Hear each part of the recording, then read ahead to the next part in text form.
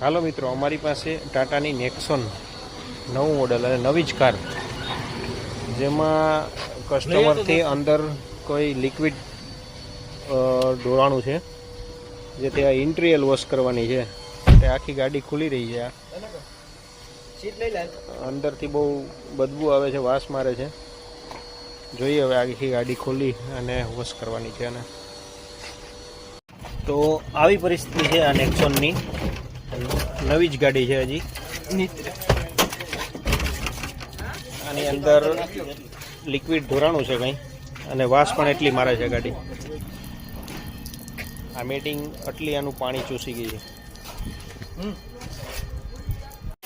આ છે ટાટા નેક્સોનની ફ્લોર, નવી ગાડીનો ફ્લોર, જે આટલો કેમિકલથી ખરાબ થઈ ગયો છે એક કસ્ટમરની ભૂલથી.